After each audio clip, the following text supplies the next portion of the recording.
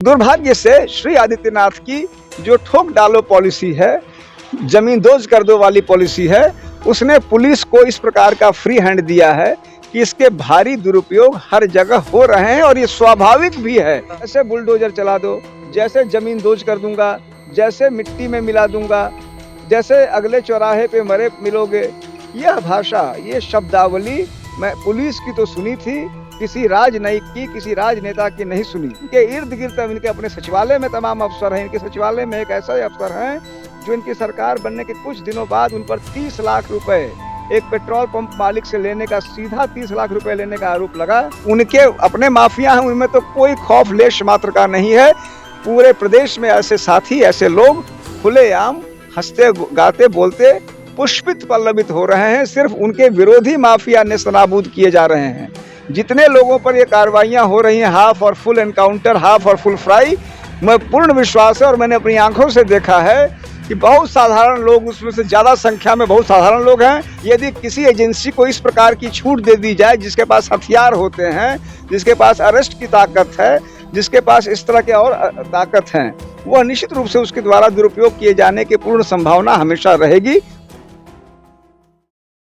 नमस्कार दोस्तों, मैं हूं आदर्श मोहन और आप देख रहे हैं ग्लोबल खबर। अभी आप देख सकते हैं कि हमारे साथ पूर्व आईपीएस अमिताभ जी हैं। इनसे हम बातचीत करेंगे खास करके उत्तर प्रदेश में जो पुलिसिया कार्रवाई हो रही है, जिस पर लगातार सवाल उठ रहे हैं। ये कहा जा रहा है कि आज की राजनीतिक भूमिका में काफी ज्यादा जो है दिलचस्पी पुलिस की है और जो राजनीतिक माहौल इतने गर्म हो रहे हैं, जो टिप्पणियां हो रही हैं, तीखा प्रहार हो रहा है एक तरफ से दूसरी तरफ, उसमें काफी बड़ा योगदान पुलिस का भी है। जैसे अभी मंगेश यादव का मामला जो है वो काफी चर्चा में है और गर्म है। तो सर, हम इसी मुद्दे पर आपसे बातचीत करना चाहते हैं और ये जानना चाहते हैं कि तमाम सारे लोग इस कार्रवाई को गलत बता रहे हैं, या सिर्फ इसी को नहीं, इस तरह की और बाकी जो तमाम कार्रवाई होती है कि जैसे ही आरोपी का एनकाउंटर कर दिया जाता है, घर पे बुलडोजर चलवा दिया जाता है, और ये भी आरोप लगाए जा रहे हैं कि सिर्फ जाति विशेष देखकर हो रहा है। तो आपका अनुभव क्या कहता है सर, और आपका सुझाव क्या रहेगा? देखिए, मैं ये कहना चाहूंगा कि पुलिस का राजनीतिकीकरण, पुलिस का राजनीतिक दुरुपयोग मेरी जानकारी और समझ में कुछ नया नहीं है।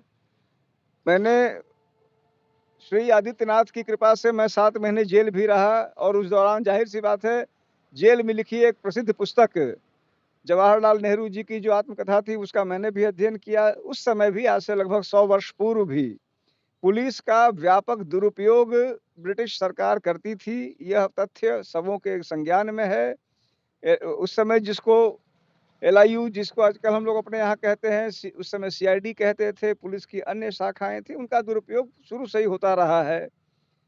मैं अपनी सेवा में रहा, वहाँ लगातार देखा, सभी सरकारों ने पुलिस का हर प्रकार से दुरुपयोग किया और करने का पूर्ण प्रयास किया। मुझे वह दिन याद है जब मायावती जी मुख्यमंत्री बनी थी, मैं एसपी बलिया था।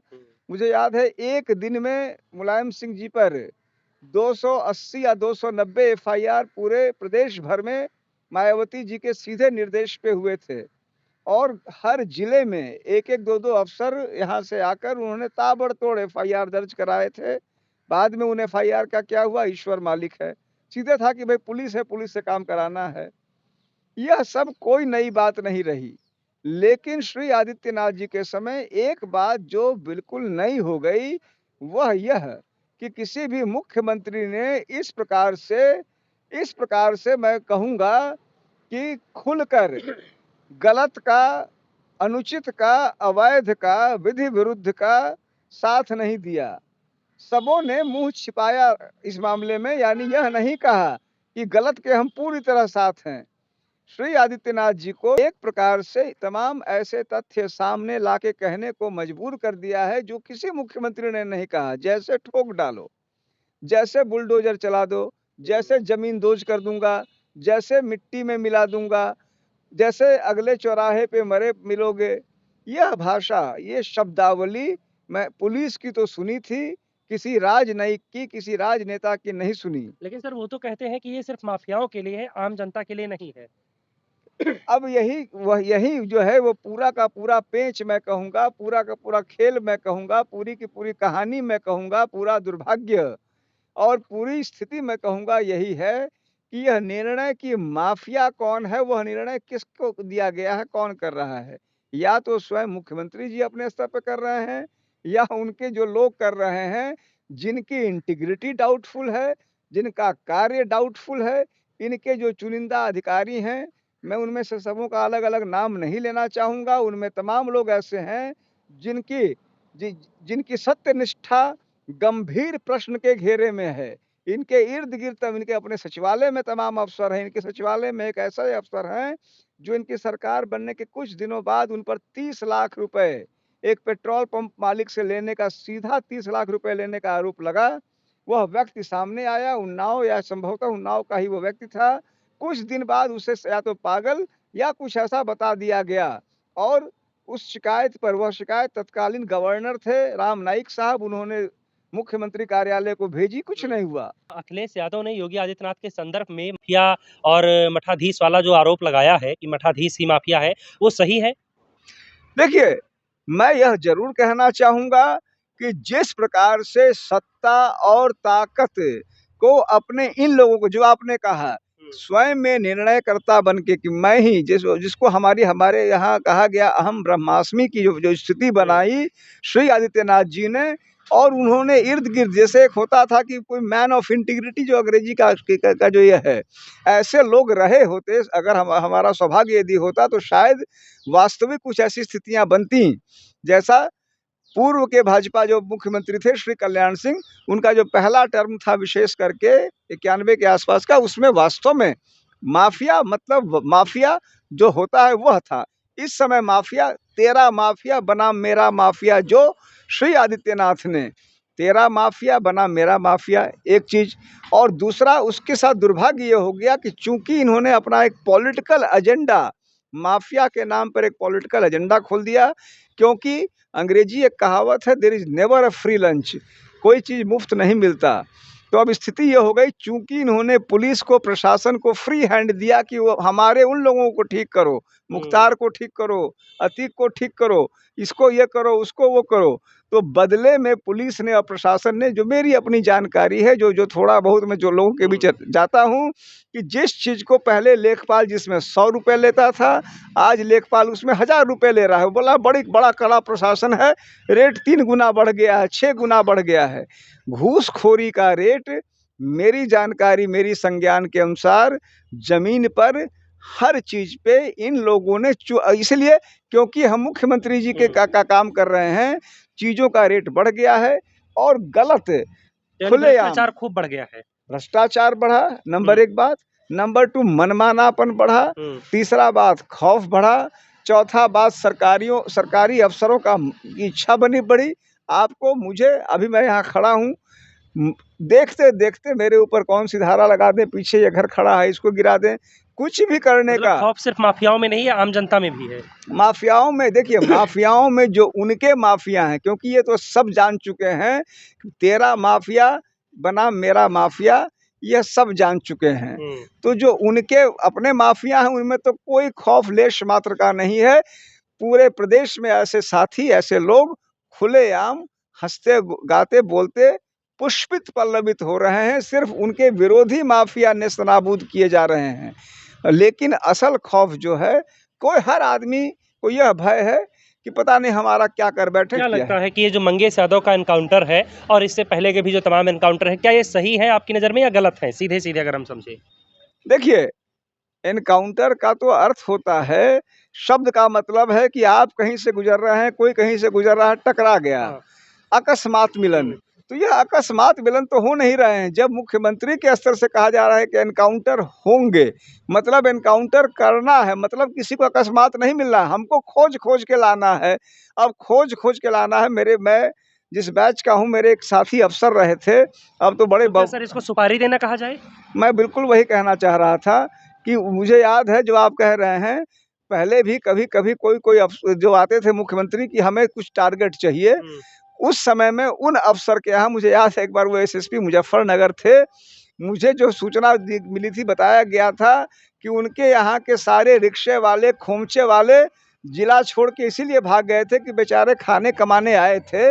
और अंत में जब भी ऐसी गाज गिरती है, जब ऐसी पुलिसिया कार्रवाई होती है, जब टारगेट ओरिएंटेड कार्रवाई होती है, तो वही गरीब लोग, पहले भी हो रहा था, आज भी हो रहा है, जितने लोगों पर ये कार्रवाइयाँ हो रही हैं, हाफ और फुल एनकाउंटर, हाफ और फुल फ्राई, मैं पूर्ण विश्वास है और मैंने अपनी आँखों से देखा है कि बहुत साधारण लोग, उसमें से ज़्यादा संख्या में बहुत साधारण लोग हैं जिन्हें बड़ा-बड़ा माफिया दिखा के, इनाम घोषित करके, एक प्रकार का, एक जिसको कहते हैं, जो अदम गोंडवी ने कहा था कि यहाँ सब कुछ बड़ा चाक-चौबंद है, उनकी एक कविता थी।